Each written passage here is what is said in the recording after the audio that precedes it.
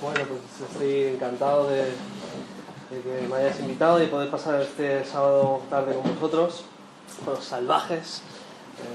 En Hortaleza dijimos que era una reunión para hombres muy hombres, y creo que realmente es así, ¿no? De lo que vamos a hablar hoy es del arte de hacer preguntas, ¿vale? Hay un millón de cosas que se podrían decir en cuanto a por qué evangelizar, cómo evangelizar, tipos de evangelización, pero del que uno que está cerca de mi corazón y que a mí particularmente me ha ayudado mucho es esto del arte de hacer preguntas, de lo que es la evangelización conversacional, de conversaciones, ¿vale? ¿Y por qué enfocarme en esto? Pues porque creo que es crucial que sepamos como creyentes conectar el Evangelio con cada uno de los aspectos de la realidad en la que movemos, cada una de las situaciones en las que estamos, nuestros compañeros, la gente que está a nuestro alrededor, nuestra propia vida, y saber conectar el Evangelio en esas situaciones, hacerlo relevante para todos los aspectos de la vida. Yo pasé muchos de mis experiencias a la hora de evangelizar, podría reducirlas a haber intentado dar un paquete de unos 4 pasos espirituales, y estaba esperando el momento para poder una conversación darle el Evangelio, y serían el camino de Romanos, que muchos conoceréis, o las 4 leyes, ¿no? Algo así condensado, o poder encontrar la forma de contarle mi testimonio de cómo me hice cristiano, cómo hice ese cambio en un momento de mi vida. Y hay algo que es importantísimo, que es compartir tu testimonio, y es algo crucial. Es importantísimo poder decir cómo Dios ha transformado tu vida. Pero ¿qué pasa cuando ya has hecho esas dos cosas? ¿Qué pasa cuando ya tienes un compañero de trabajo, por ejemplo, al que le has podido explicar el Evangelio en una ocasión, tomándote un café o cuando fuera, y le has podido también contar tu testimonio? Ahora, ¿de qué vas a hablar? Si es alguien al que ves todos los días, no le vas a repetir tu testimonio y otra vez, o no le vas a contar el testimonio así de forma empaquetada o breve una y otra vez, ¿verdad? Vamos a querer conectar el Evangelio con dónde está esa persona y adecuarlo, contextualizarlo a la situación en la que está, ¿verdad? Y es que tenemos que estar preparados, tú y yo, a explicar por qué somos cristianos hoy, no solo cómo nos hicimos cristianos. Muchas veces cuando alguien nos pregunta ¿por qué eres cristiano?, le respondemos con cómo nos hicimos cristianos, ¿no? Pues deja que te cuente, ¿no? Y pues a veces hay testimonios muy muy poderosos, hay muy impactantes, pero imagínate que alguien te pregunta por qué eres cristiano y le dices algo así, ¿no? Bueno, pues un día un amigo mío que era cristiano, pues me invitó, un tal viernes me invitó a ir a un campamento cristiano. Así que dije, bueno, no tengo otra cosa que hacer. Fui al campamento cristiano, ahí tuve un encuentro espiritual, y desde ese día pues soy cristiano. Fue una experiencia increíble, transformadora, y desde ese día todo cambió en mi vida, ¿no? ¿Cómo suena eso? Y ya sé que ese no es el testimonio de muchos, pero ¿cómo suena eso? Suena un poquito a lavado de cerebro. Suena un poquito a algo muy circunstancial, muy aleatorio. Si ese día, en vez de un cristiano, hubiera sido un budista zen, el que te hubiera invitado a un campamento zen, pues a lo mejor habría salido ese fin de semana siendo un budista en vez de un cristiano, ¿no? Es decir, eres lo que eres por esa experiencia que tuviste. Podría haber sido musulmán, podría haber sido budista. Eres lo que eres porque tus padres son lo que son. No podemos responder a la pregunta de por qué soy cristiano con cómo me hice cristiano, aunque tiene su valor y tiene su importancia. Fue Tony Blair el que dijo hace unos años, dijo: la verdadera prueba para una religión es si tiene la confianza de salir ahí fuera y conseguir persuadir a una sociedad que está inmersa en un secularismo agresivo. ¿podrías explicar hoy por qué eres cristiano? Hoy. ¿No? Es una pregunta clave que todos con la que tenemos que luchar. Y es precisamente a lo que estoy convencido, a lo que se refiere Pedro, en 1 de Pedro 15, 16, cuando dice, estad siempre preparados para presentar defensa de la esperanza que está en vosotros. ¿Vale? Estad siempre preparados. ¿Vale? Es que el testimonio de nuestra conversión es una parte muy, muy importante del Evangelio. ¿Por qué? Porque muestra que el Evangelio no es simplemente un conjunto de ideas, una ideología más, una serie de doctrinas que hay que asimilar, una serie de prácticas éticas que hay que hacer, una serie de rituales que hay que hacer. No, el Evangelio tiene poder para transformar vidas. Y es el único que lo tiene. El Evangelio de Jesucristo es el único que tiene el poder para cambiar nuestras vidas. Y la solución del ser humano es obviamente cambiar nuestros corazones. Es el problema principal del ser humano y el que toda religión, toda ideología quiere conseguir. Pero solo el Evangelio puede. Y por eso el testimonio es crucial, porque nos habla de que es real, es transformador, es verdad. Y si no fuera importante ese aspecto del Evangelio, si solo fuera una idea o una ética, entonces daría igual contar el testimonio, ¿verdad? Pero sí lo es. Pero no podemos reducir el Evangelio a nuestra historia. Tenemos que reconocer que nuestra historia es parte de algo mucho más grande, ¿no? Y es que el Evangelio de Jesús transforma toda la realidad del mundo, afecta a todos los aspectos de la sociedad, ¿vale? Y de nuestra vida. Es integral, ¿vale? Y el modelo que por excelencia que tenemos, yo creo que está claro que es el modelo de Jesús, ¿verdad? Jesús era alguien que tenía unas conversaciones fascinantes, ¿no? Si has pasado tiempo viendo las conversaciones que tiene Jesús, cada una de ellas distintas, pero son absolutamente fascinantes. Y hay un elemento clave en casi todas las conversaciones de Jesús, un elemento clave que se repite y que le permite hacer lo que hace. ¿Alguno me podríais decir qué es? ¿Qué herramienta usa Jesús? Conoce el corazón, la necesidad real de la persona. Vale, conoce el corazón, la necesidad de la persona. José Antonio. Preguntas. Jesús hace preguntas, hace más de 150 preguntas en el Nuevo Testamento. Son preguntas geniales, preguntas fascinantes, ¿vale? Y las usa continuamente. Incluso a veces hace preguntas a las preguntas que se hacen, ¿no?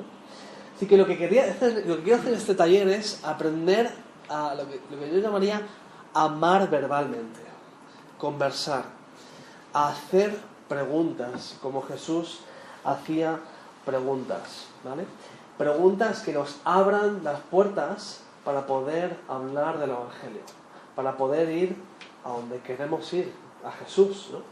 Pero a veces queremos ir a Jesús pegando un salto muy grande, muy directo, sin antes haber establecido una confianza y una relación donde la persona se siente amada, se siente escuchada, ¿no? Y es que amar verbalmente siempre va a requerir de hacer preguntas, siempre, ¿vale? Así que nuestro objetivo es ser creadores de conversación. Espero que después de esta hora y media que estemos podamos aprender.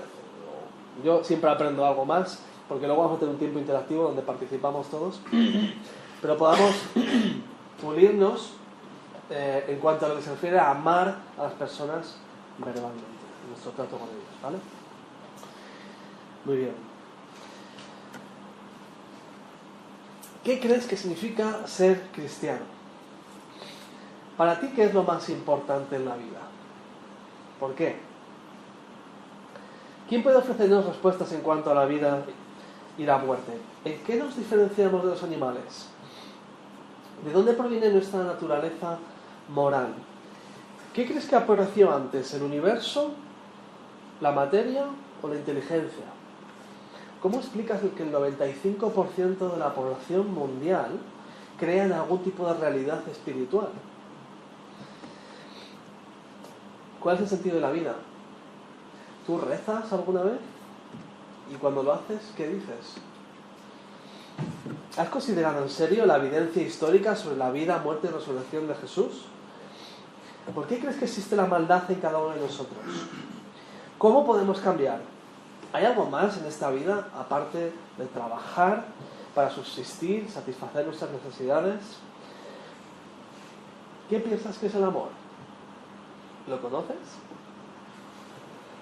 ¿Te cuesta dormir en la soledad de la oscuridad? ¿Tienes paz cuando estás solo? Si pudieras, ¿te gustaría conectar con Dios? ¿Por dónde empezarías? ¿En qué te basas para creer en el Dios en el que crees?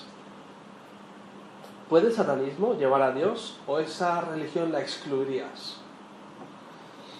¿Qué piensas de los efectos de la religión cristiana en la sociedad? ¿Crees que la iglesia actual es un fiel ejemplo de las enseñanzas de Jesús o que se han desviado? ¿Cuál crees que es el mayor agente de sufrimiento en el mundo? ¿Qué piensas que haría falta para cambiarlo? ¿Qué te apasiona? ¿Qué te enciende? ¿Qué te hace más humano? ¿Por qué es importante hacer preguntas? ¿Qué beneficios puede aportarnos? Pues vamos a estar mirando al menos 10 aspectos que yo he encontrado sobre el beneficio de hacer preguntas, ¿vale? Y el primero de todos, en realidad no necesita más, ¿no? Jesús las usaba, y si eres discípulo de Jesús, pues se supone que tienes que hacer lo que hace tu maestro y tu Dios, así que con esto puede terminar el taller, ¿no? Jesús las usaba, nosotros las usamos, ¿no? Pero piénsalo por un segundo. Jesús es Dios y se hace hombre. Imagínate por un segundo que ahora mismo el Dios creador omnipotente del universo se hace como tú y como yo y quiere comunicarse con nosotros. ¿Sabes lo que diría yo? Me compraría un paquete bien grande de palomitas, me sentaría y diría: habla, que soy tu fan número 1, tengo tantas cosas que entender y que escuchar, háblame durante días. Habla, yo escucho. Y eso haría la humanidad entera, ¿no? Por favor, ilumínanos. ¿Qué hace Jesús? ¿Viene a darnos sermones y a hablarnos sin parar? No. Te hace preguntas y me hace preguntas. ¿A mí? Pues si solo soy una hormiguita humana, si no tengo nada que aportar. Más de 150 preguntas. Jesús empieza con preguntas, quiere conocernos, quiere saber por qué nos hace preguntas, ¿no? Incluso preguntas a las preguntas que hacemos. Hay un dicho judío que decía, un discípulo le pregunta a su maestro: maestro, ¿por qué siempre respondes con preguntas? Dice: ¿y por qué no? Esto es algo muy judío, ¿no? Bueno, Jesús era muy judío, pero hacía preguntas no solo porque era judío, sino porque hay muchos beneficios a la hora de hacer preguntas, ¿vale? En segundo lugar, muestra respeto y gana amigos.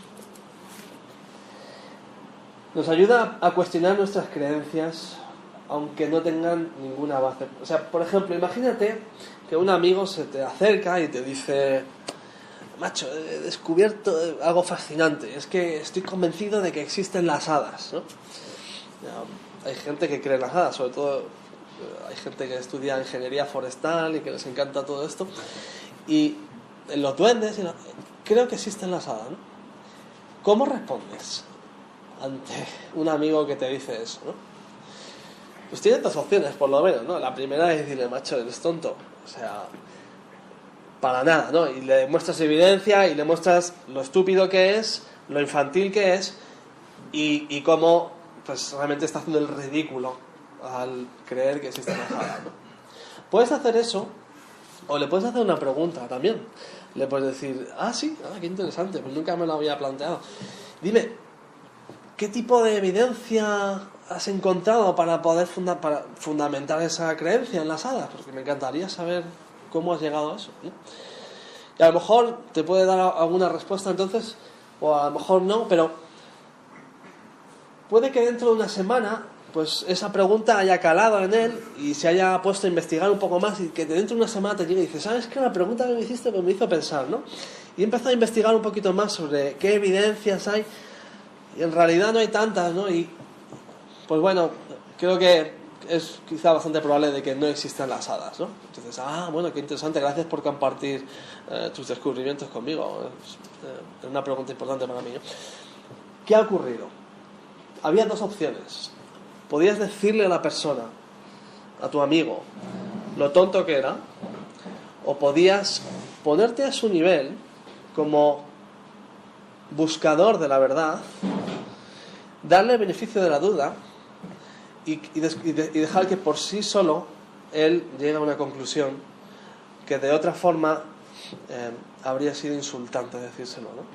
Pero, ¿cuál pensáis que respeta más a la persona y que le trata con más dignidad?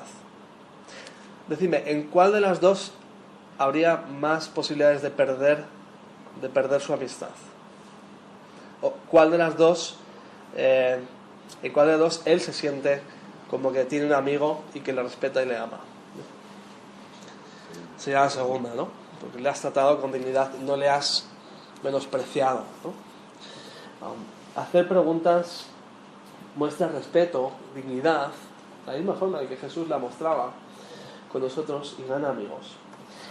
En tercer lugar, cuando la pregunta viene en forma de ataque, responder con una pregunta crea un ambiente neutral, ¿no? Imagínate, estás tomándote una cerveza con un amigo y alguien te dice, tú no serás uno de esos fundamentalistas que cree todo lo que dice la Biblia, ¿no? Una pregunta muy neutral, muy amigable, ¿no? Y tienes dos o tres amigos más y todos de repente te miran, ¿no? A ver qué dices, ¿no? A ver qué dices cuando alguien te está poniendo con una pregunta como esa. Porque básicamente te están atacando y digas lo que digas, va a sonar a la defensiva, va a sonar patético, es muy incómodo para todo el mundo cuando es un ambiente que no es agradable, ¿no?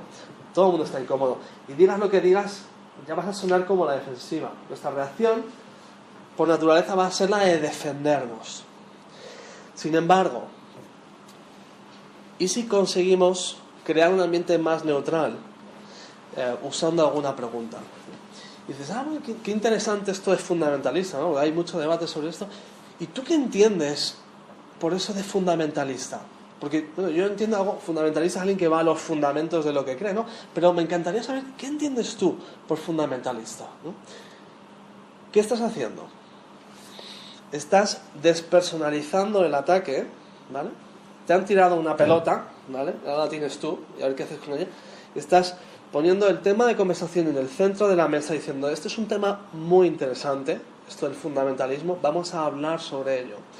Al hacer una pregunta, estás mostrando que no estás a la defensiva, no te sientes atacado y prefieres hablar en un ambiente mucho más neutral, constructivo, edificante, se relaja el ambiente y no le devuelves la pelota como tantas veces hacemos, atacándole de vuelta o defendiéndonos, que cambia completamente el ambiente de la conversación, ¿no? Estamos creando un ambiente neutral y despersonalizándolo para poder hablar sobre el tema en cuestión, que puede ser una conversación muy, muy interesante que nos pueda llevar al Evangelio, ¿vale? El ambiente de diálogo es lo que buscamos, de iguales, en un terreno fértil para ambos encontrar la verdad, ¿vale? En cuarto lugar, nos ayuda a entender cómo ve el mundo la otra persona y a evitar que juzguemos precipitadamente. Y aquí hay un texto para mí clave de cómo esto se encarna con Jesús. Si vamos a Lucas 24, del 13 al 19, Jesús está caminando hacia Emaús con los discípulos. Dice en Lucas 24, del 13 al 19. Dice, aquel mismo día, 2 de ellos se dirigían a un pueblo llamado Emaús, a unos 11 kilómetros de Jerusalén. Iban conversando sobre todo lo que había acontecido. Sucedió que, mientras hablaban y discutían, Jesús mismo se acercó y comenzó a caminar con ellos. Pero no lo reconocieron, pues sus ojos estaban velados. ¿Qué venís discutiendo por el camino? Su primera pregunta. Se detuvieron, cabizbajos, y uno de ellos, llamado Cleofas, le dijo: ¿Eres tú el único peregrino en Jerusalén que no se ha enterado de todo lo que ha pasado recientemente? ¿Qué es lo que ha pasado? Segunda pregunta. Ahora, mi pregunta ¿es que Jesús no sabía lo que había pasado? En primer lugar, le dice: ¿de qué venís hablando? Cuando tú vas por un camino y van dos personas hablando, no es una ciudad. Tú les vienes oyendo, a cada paso que das les vas oyendo mucho mejor esa conversación, ¿sabes? Es más, te estás metiendo poco a poco. Jesús sabía de lo que estaban hablando. Pues les dice: ¿de qué venís hablando? Y la segunda pregunta es que no sabes lo que ha pasado. ¿Qué es lo que ha pasado? ¿No? Y yo casi que me puedo imaginar a Jesús, en plan, riéndose, metiéndose así la boca en la ropa, riéndose, tapándose los agujeros, diciendo: ¿qué es lo que ha pasado? ¿No? Es que no sabía Jesús qué había pasado, ¿no? A lo mejor eso de estar 2 días ahí en la oscuridad, con todo lo que le había pasado, pues, venía un poco despistado y refréscame la memoria porque es que no, vengo un poco aturdido, ¿no? No sé qué es lo que ha pasado. ¿Pensáis que es eso? Por eso lo que pregunta Jesús, no, ¿qué es lo que ha pasado, no? Sí, es que no me acuerdo, ¿no? ¿Por qué les hace Jesús esa pregunta? ¿Qué es lo que ha pasado? Jesús quiere saber qué han entendido ellos que ha pasado. Jesús claro que sabía lo que ha pasado. Jesús quiere saber cómo han leído ellos los hechos. Y antes de entrar a enseñarles durante horas, como va a hacer a continuación, primero quiere saber desde dónde tengo que partir. ¿Dónde estás tú en tu entendimiento? ¿Hasta qué punto has entendido qué es esto que me ha pasado con mi cuerpo, con mi muerte y ahora con mi resurrección? ¿Hasta qué punto también creías las palabras que te dije cuando dije que volvería después del tercer día, ¿no? ¿Qué es lo que ha pasado? Déjame ver a través de tus ojos antes de juzgar y lanzarme a sermonearte. Dios nos pregunta para saber dónde estamos. Pero tantas veces nosotros nos lanzamos a predicar y a sermonear, ya no con el Evangelio, incluso con cualquier cosa, antes de saber dónde está la persona, ¿verdad? Somos muy impacientes a veces. Jesús era muy paciente y quería entender dónde estamos cada uno de nosotros, ¿no? Escuchar siempre dignifica a la persona, en vez de hacerle sentirse inferior o juzgado erróneamente. 5. Hacer preguntas nos ayuda a cuestionarse sus propias creencias. Vamos a Lucas 18, del 18 al 19.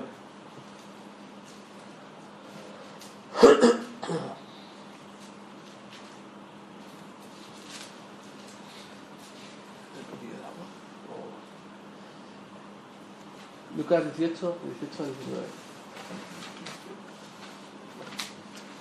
Dice,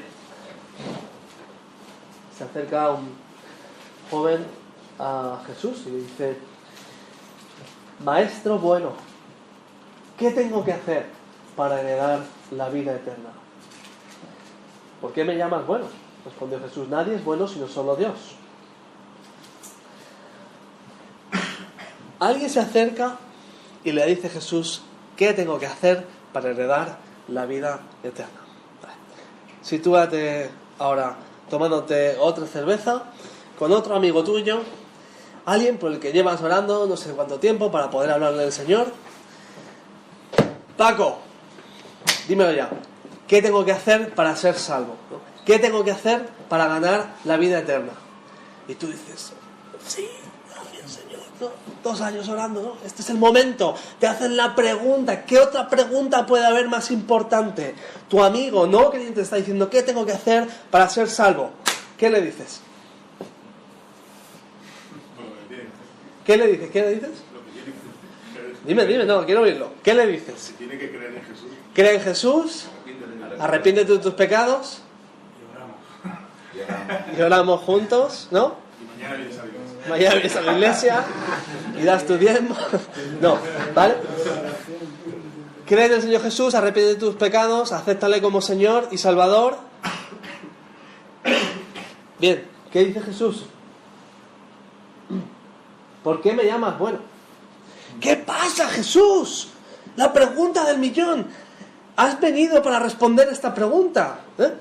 ¿Qué pasa? Es que a lo mejor Jesús, sabía que el Padre le había enviado, no sabía muy bien para qué. Bueno, yo voy siguiendo día a día lo que Él me dice, pero bueno, sé que hay una serie de eventos un poco desagradables al final, pero no sé muy bien el significado. ¿Es que Jesús no sabía a qué venir? ¿Es que Jesús no sabía responder teológicamente a esto? La justificación, la redención de nuestros pecados, sustitución, salvación, vida. ¿Es que no lo sabía? Bueno, a lo mejor por eso Pablo tuvo que escribir Romanos, ¿no? Un tocho teológico para explicar la cruz y la resurrección y qué significaba todo esto, porque Jesús no lo sabía, ¿no? No sabe Jesús lo que ha pasado, porque no sabe responder. Claro que sabe, pero le hace una pregunta. Nosotros obviamente creen en el Señor Jesús, pero Jesús no. Jesús le dice, ¿por qué me llamas bueno? ¿Por qué me llamas bueno? Si hiciéramos una encuesta en la calle hoy y dijéramos, ¿qué hay que hacer para ganarse la vida eterna? ¿Qué diría la gente? Ser bueno. Ser bueno. Bueno, esto es verdad hoy y es verdad hace 2000 años y hace 4000 años. Siempre está innato la ley en nosotros que nos condena. Hay que ganar esa ley para quitar la condenación, hay que cumplir la ley, hay que ser bueno. Este hombre se acerca a Jesús y dice, ¿qué tengo que hacer para ganarme el cielo? Y Jesús dice, ya vamos mal. Aquí hay ya unas presuposiciones, aquí ya hay un bagaje teológico que la pregunta en sí viene desde un ángulo muy malo. ¿Quién es bueno? Vale. Tú dices que siendo bueno, ¿no? ¿Qué hay que hacer? Siendo bueno se va al cielo. Bien, ¿no? ¿Quién es bueno? Nadie. Solo Dios. Es decir, si solo Dios es bueno y no hay nadie que es bueno, ¿quién va al cielo? Cero. Nadie, ¿no? En otras palabras, tu solicitud de unirte a la Trinidad ha sido denegada, no cumple los requisitos mínimos, ¿no? Solo Dios es bueno. Tú no eres Dios, nunca podrás ser Dios, nadie va al cielo. No es por ser bueno que la gente va al cielo. Y Jesús, antes de responder, quiere ir a la raíz, un problema principal de esta persona, y no es por hacer nada, no es por ser bueno que se va al cielo. El problema es otro completamente, ¿no? Es por fe y no es por obras, ¿vale? Jesús ataca algo que necesita ser corregido antes de darle una respuesta que todos esperaríamos, ¿no?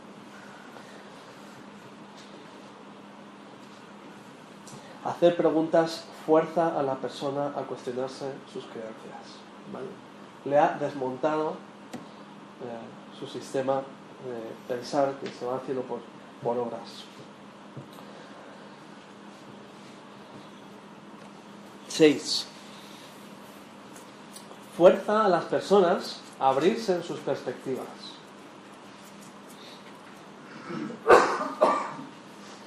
Vamos a Mateo 22, del 15 al 22. Ahí leemos un texto que conocemos bien, ¿no? Dice: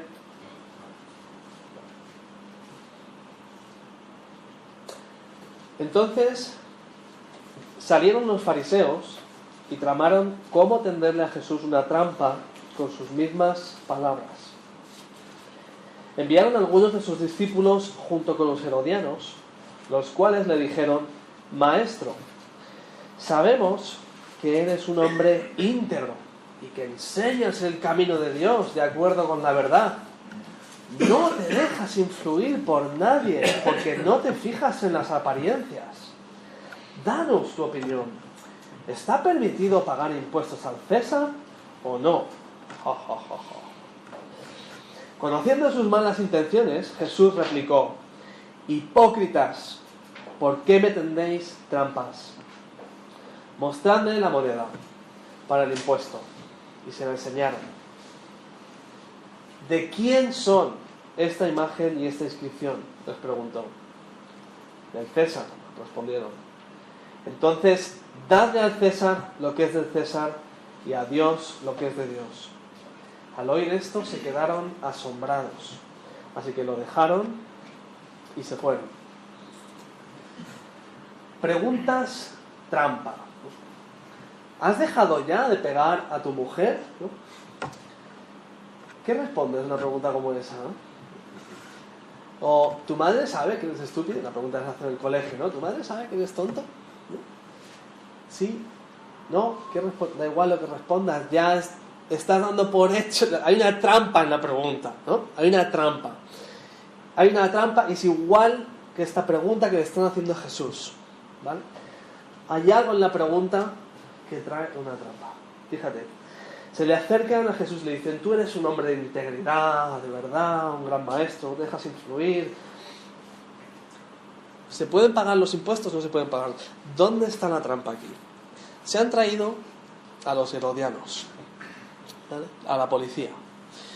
Si Jesús dice, como buen Mesías, que todo el mundo esperaría que dijera: no hay que pagar impuestos a Roma, han venido los herodianos y en cuanto oyeran esa palabra se lo llevarían y le cortarían la cabeza o lo matarían, ¿vale? Se acabó la vida de Jesús. Si Jesús dice sí, es lícito pagar los impuestos, fijaos que la pregunta es muy sencilla, solo requiere un sí o un no. ¿Es lícito o no es lícito? Es muy sencilla la pregunta, sí o no. Si dice no, lo matan. Si dice sí, ¿cómo puede el Mesías esperado decir: por supuesto, paguemos y financiemos al pueblo que nos oprime, ¿no? Yo no he venido a liberaros. Era esa la función del Mesías, ¿no? La función del Mesías era liberarles de la esclavitud, como Moisés. ¿Cómo iba a decir el Mesías: claro que sí, financiemos a la gente que nos oprime y viola a nuestras mujeres? Imposible. Su ministerio se habría ido al garete en ese mismo instante. Si dice sí, su ministerio se va al garete. Si dice no, su vida se va al garete, lo matan. Es una pregunta trampa. ¿Os habéis fijado cómo responde Jesús?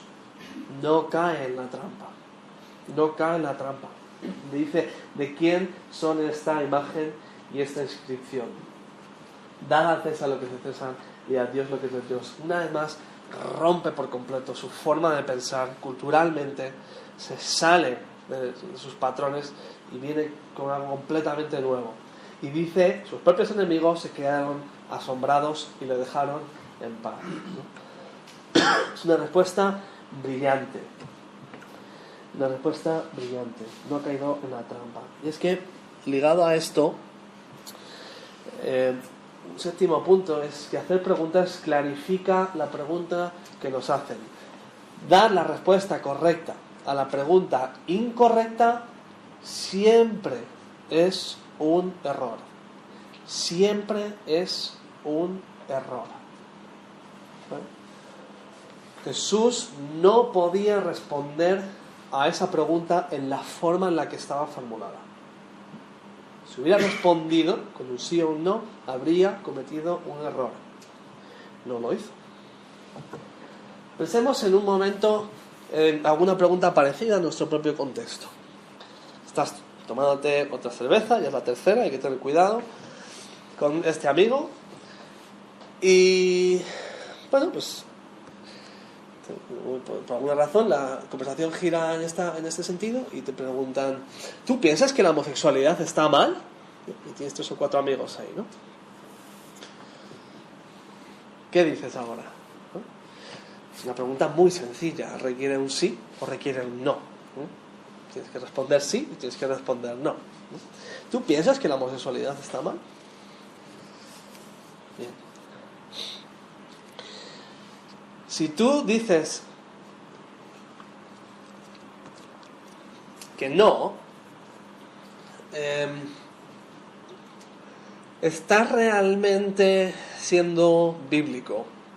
¿Estás realmente transmitiendo lo que la Biblia tiene que decir al respecto? Porque la Biblia sí que dice algunas cosas en contra de este tema relacionado a la homosexualidad. Pero no puedes decir simplemente no, ¿verdad? Si quieres realmente hacer justicia a lo que dice la Biblia, ¿no? Pues te queda solo otra opción.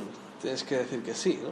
Sí, la homosexualidad está mal. Ahora, tú en el momento en que dices sí, ayudando un momento a verbalizar los pensamientos, los apodos, los nombres que van a estar entrando en las cabezas de las personas que están alrededor tuya, ¿no? O sea, ¿qué amables palabras van a estar pensando sobre ti? Que eres una persona intolerante, homófobo, fanático, más, hay muchas. Anticuado, chapa a la antigua, más. Injusto. ¿El qué? No lo oigo, lo siento. Intolerante, homófobo, injusto, arcaico, tradicional, ¿no? Incluso alguien que odia, arrogante. ¿Quién eres tú para decir que esto está mal, ¿no? Muy bien. ¿Es ese el tipo de Dios al que adoramos? Obviamente tú estás ahí, tú estás representando al cristianismo, pues tú, una persona no es cristiana, tú eres cristiano, lo que tú digas se supone que es lo que tu fe, tu Biblia, tu Dios piensa. Tú estás siendo un embajador en la mejor forma de la palabra. Estás representando la opinión de esa persona sobre el cristianismo, va a depender de lo que tú digas. Tú le estás representando. ¿Estamos representando bien a Dios? Si la gente piensa que Dios es un Dios homófobo, arrogante, intolerante, arcaico, que odia. ¿Cuándo fue la última vez que cantamos en la iglesia, ¿no? Oh Dios eterno, tu intolerancia nos llena, nos arrodillamos ante tu homofobia y tu injusticia, ¿no? Lo cantamos todos los domingos, ¿no? ¿Es ese al Dios al que adoramos? Por supuesto que no, ¿no? Por lo tanto, decir que sí tampoco es realmente hacer justicia al Dios al que adoramos, al Dios de la Biblia y al Dios que tiene quizá algo mucho más complejo que decir en cuanto al tema, ¿verdad? Este es un tema muy difícil, obviamente, pero ante una pregunta trampa como esta, tú no puedes permitirte el error catastrófico de responder sí o no. Vas a querer tornar la conversación en otra dirección, no evitando el tema, profundizando en el tema, saliendo de esa trampa y hablando de cosas que van a hacer mucha más justicia a la Biblia, al Dios que ama a todas las personas, que condena al pecado, pero que ama al pecador, y vas a querer empezar a desenmarañar un montón de conceptos que en el mundo están ligados. Lo que hacemos y lo que somos es lo mismo, mientras que para la Biblia no, y un montón de otras cosas, ¿verdad? No voy a ponerme a responder ahora, a lo mejor lo podemos tratar luego después, en el tiempo de...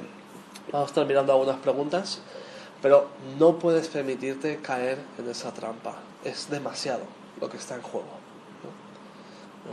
¿no? Una mala respuesta puede alejar del Señor y del Evangelio a alguien durante muchísimos años. Muy bien. Hacer preguntas te ayuda a definir el problema y preparar el terreno, ¿vale? 8. Hacer preguntas pone a la luz contradicciones. viene alguien y te dice, la verdad no existe, ¿no? Y tú, pues, puedes pasarte 10 horas intentando explicarle cómo a lo largo de la filosofía, de la historia de la filosofía, pues tiene que existir la verdad, la búsqueda de la verdad, es imposible que no exista la verdad. O sea, te puedes pasar eso, 10 horas o 10 días argumentando filosóficamente por qué la verdad tiene que existir y no puede ser relativa. O le puedes hacer una pregunta, ¿no? Te dice, la verdad no existe, ¿no? Y dices, ¿es eso verdad? La verdad no existe, ¿es eso verdad? ¿No? Hay gente, sobre todo hoy en un mundo posmoderno, que vivimos con un montón de contradicciones, que vivimos creyendo cosas que no se sostienen ni de pies ni cabeza. Y a veces una pregunta sencilla puede hacer pensar y puede a veces pues quitar esos párpados que no permiten ver incongruencias tan obvias como estas, ¿verdad?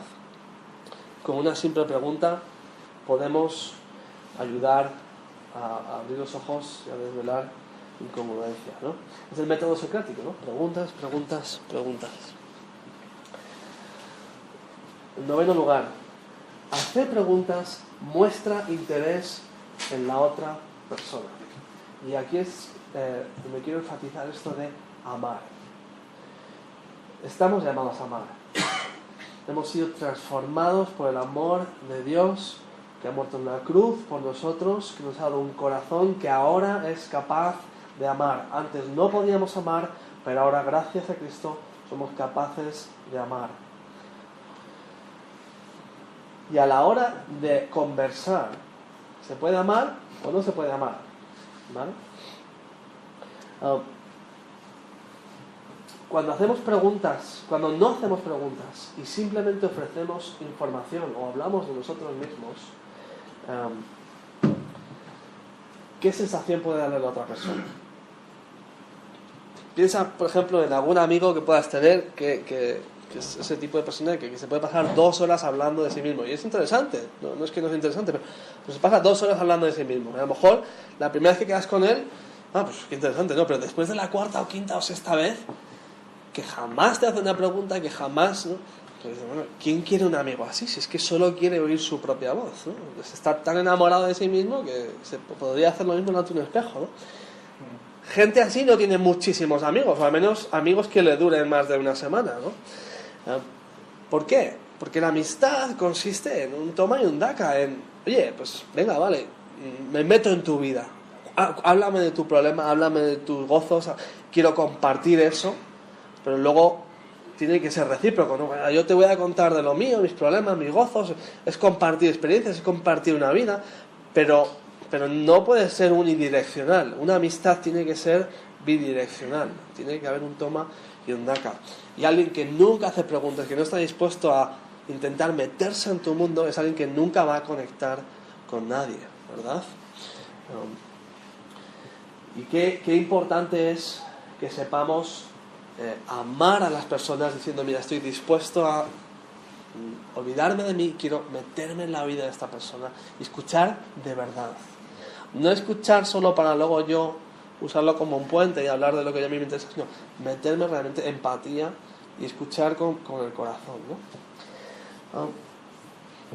Si ves las conversaciones que tiene Jesús con la gente, raramente Jesús se lanza a hablar, casi siempre escucha primero, que como digo, es increíble, es Dios que quiere escucharnos primero, ¿no? En otras ocasiones sí va a hablar a 5.000 personas porque hay un lugar para todo, pero cuando hablamos de tú a tú suele ser así.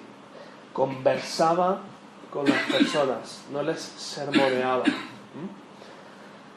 Y tantas veces estamos acostumbrados no a dialogar el Evangelio, sino a escupir el Evangelio, como si fuera un paquete de información, te digo, unas 4 leyes o un algo, en plan, cuando veo el momento te lo lanzo, ¿no? Y es casi el mismo paquete para todo el mundo, da igual donde estés, con quien sea, este es el Evangelio, es igual para todo el mundo, ¡pum!, ahí lo tienes, ¿no? Mientras que algo mucho más difícil y que muestra mucho más amor es ver dónde está la persona meterte en su vida y desde donde está esa persona, conectarlo con el Evangelio y ver cómo el Evangelio responde a su necesidad, ¿verdad?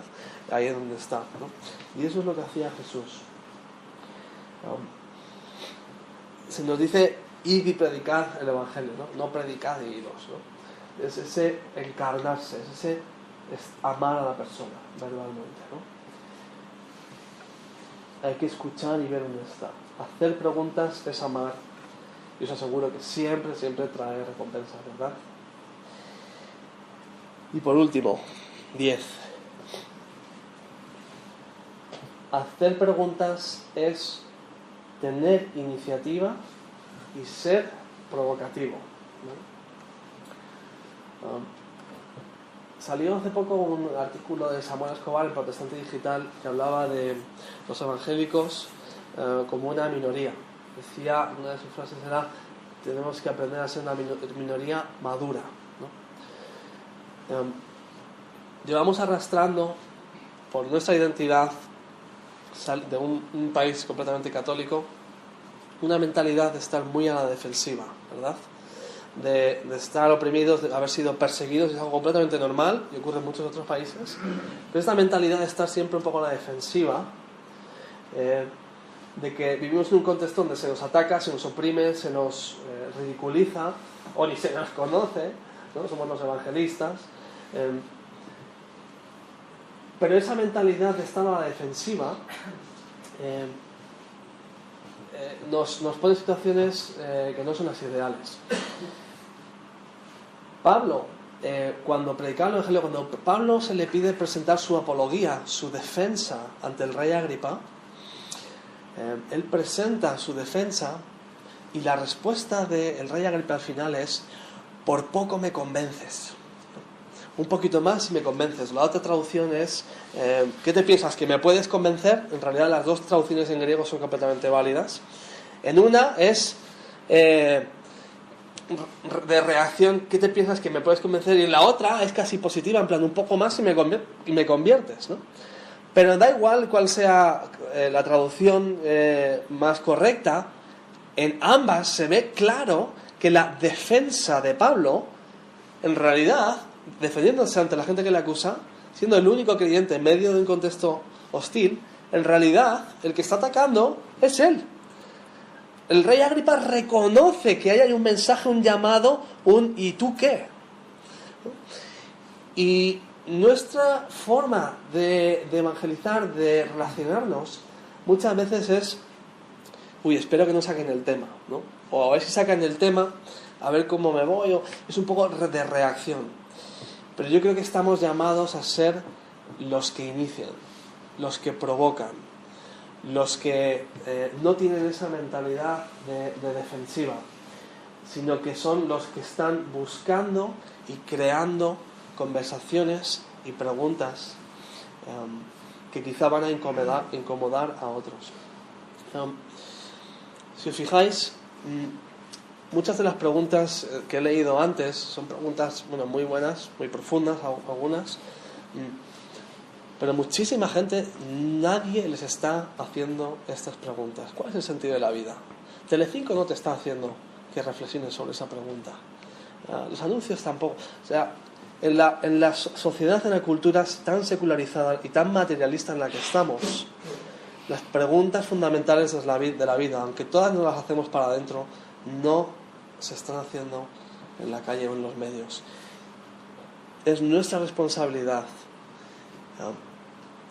hacer pensar a la gente, acercarles al Evangelio y ser nosotros los que provocamos conversaciones, provocamos preguntas que puede que se queden ahí y que el Espíritu Santo pueda usar como semilla para ir sembrando.